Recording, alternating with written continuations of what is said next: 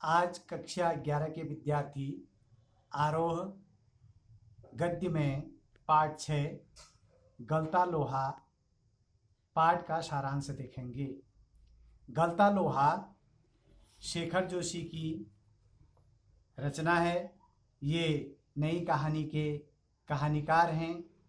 इस कहानी में उन्होंने जाति अभिमान को छोड़कर रचनात्मक कार्य के प्रति रुचि और उसको ढलते हुए दिखाया है। इस कहानी का सारांश इस प्रकार है। मोहन के पिता बंशीधर पुरोहित कर्म करते थे। अब वे बूढ़े हो चुके थे और पहले की तरह उनमें व्रत उपवास आदि करने की भी क्षमता नहीं थी। उन्हें एक बार चंद्रदत्त के वहाँ रुद्री पाठ करने का निमंत्रण मिला था, तो उन्होंने अपने बेटे से कहा कि वह वहाँ नहीं जा सकते। बेटे ने पिता का इशारा समझ लिया और कोई उत्तर नहीं दिया। उसने पिता का भार हल्का करने के लिए हंसुआ उठाया और उस पर भार तेज करने के लिए धनराम लोहार के यहाँ चल पड़ा। उसकी इच्छा थी कि हंसुए से ही सही खेती का कुछ काम तो कर ही लें। धनराम उसका सहपाठी रहा है।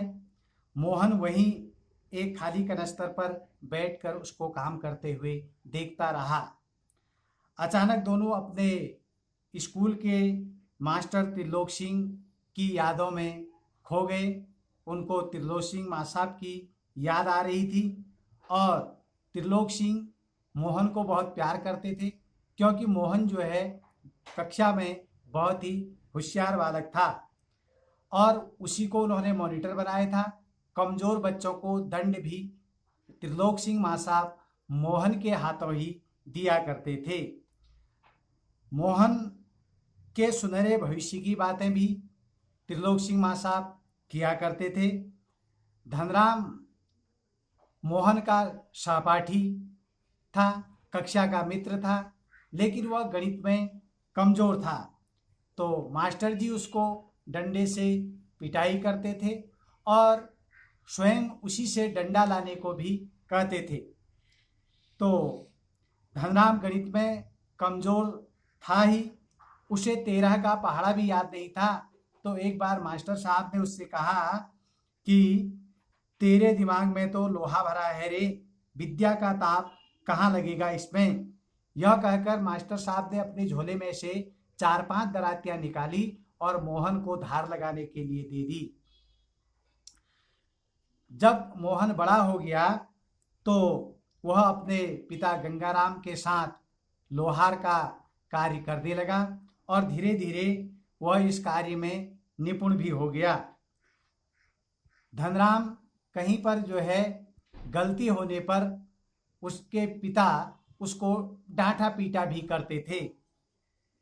जब गंगाराम की मृत्यु हो गई, उसके पश्चात धनराम ही उनकी जगह पर बैठा और अपना जो है लोहार का कार्य करने लगा।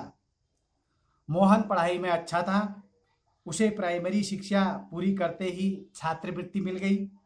इससे उत्साहित होकर मोहन के पिता बंशीधर तिवारी ने सोचा कि वे अपने बेटे को पढ़ा लिखाकर बड़ा आदमी बनाएंगे। अतः आगे की पढ़ाई के लिए उन्होंने उसे स्कूल भेज दिया। स्कूल घर से 4 मील की दूरी पर था। ऊपर से मार्ग में एक नदी पड़ती थी। मोहन फिर भी स्कूल जाता था। उसके पिता उसे पढ़ने वाले बालकों का उदाहरण दे करके सदैव उसका उत्साहवर्धन करते थे। एक दिन वह स्कूल से लौट रहा था और नदी पार कर रहा था, तो नदी में पानी चढ़ा हुआ था। कुछ घसियारे भी साथ थे। सब आपस में एक दूसरे को साथ लिए किसी तरह सुरक्षित स्थान पर पहुंचे। मोहन घर पहुंचा, परंतु उसके पिता के मन में अपने बेटे को लेकर भय लगा। उसके बाद उन्होंने उसे स्कूल नहीं भेजा। उन्हीं दिनों मोहन के गांव में लखनऊ का एक युवक आया था। उसका नाम रमेश था। रमेश से मोहन के पिता ने मोहन की पढ़ाई के बारे में चर्चा की और चिंता प्रकट की, तो रमेश ने अपनी सहानुभूति दिखाते हुए वो उसे अपने साथ लखनऊ चलने को कहा और अपने साथ उसको लखनऊ ले गए।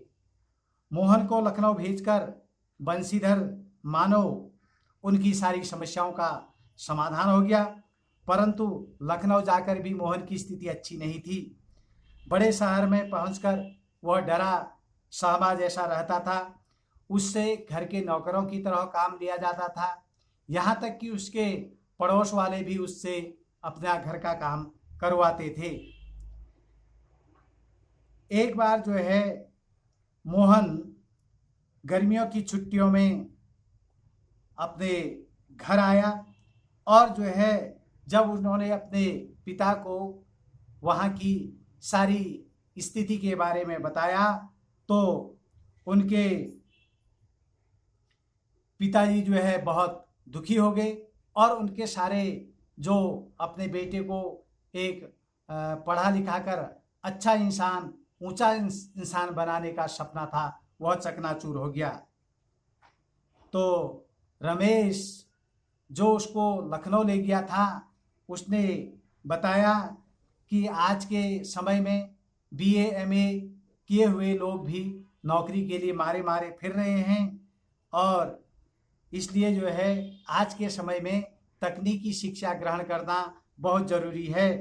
इसलिए जो है उन्होंने मोहन को 8वीं के बाद तकनीकी शिक्षा के स्कूल में भर्ती करवा दिया और तकनीकी शिक्षा प्राप्त करने के बाद मोहन इधर उधर फैक्ट्रियों में नौकरी के लिए चक्कर लगाता रहा। बंशीधर पढ़ लिख कर बड़ा आदमी बनेगा, लेकिन इस बात का जो है पहले बंशीधर को पता नहीं था, लेकिन जब उनको वास्तविकता का पता चला तो उन्हें भारी दुख हुआ। धनराम ने जब बंशीधर से मोहन के बारे में पूछा तो वे साफ झूठ बोल गए। धनराम ने उनसे तब यही कहा कि मोहन लला तो बचपन में बड़े बुद्धिमान आदमी थे। मोहन और धनराम अपने स्कूल की बातें करते करते पुरानी यादों में खो गए। प्रायः ब्राह्मण टोले के लोग शिल्पकार टोले के लोगों के यहाँ बैठते ही नहीं थे, अपनी बातें वे खड़े खड़े ही निपटा लिया करते थे। परंतु मोहन धनराम की कार्यशाला में जमकर बैठ गया और उसके काम को देखने लगा। धनराम अपने काम में मस्त रहता था। वह लोहे की एक मोटी छड़ को भट्टी में गलाकर गोल आकार दे रहा था। मोहन देख रहा था कि वह छड़ निहाई पर ठीक घाट में नहीं फंस पाई है।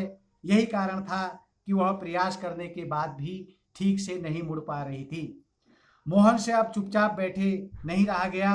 वह उठकर आगे बढ़ा और कुशलतापूर्वक लोहे की निहाई पर उसको लोहे को स्थिर किया और संतुलित चोटों से छड़ को पीटते पीटते गोले का आकार दे दिया। मोहन ने यह काम इतनी कुशलता और स्फूर्ति से किया कि धनराम उसे ताकता ही रह गया। धनराम को इससे भी अधिक आश्चर्य इस बात का हुआ कि एक ब्राह्मण ने एक लोहार के काम को हाथ कैसे लगा दिया, लोहार का काम कैसे स्वीकार कर लिया। लेकिन मोहन धनराम के विचारों से अनभिज्ञ अपनी रचना में खोया हुआ था। वह अपने बनाए लोहे की गोलाई जांच रहा था। उसकी आंखों में सृजनात्मकता की चमक थी और नवीन सृजन के लिए प्रयास की कामना। धन्यवाद।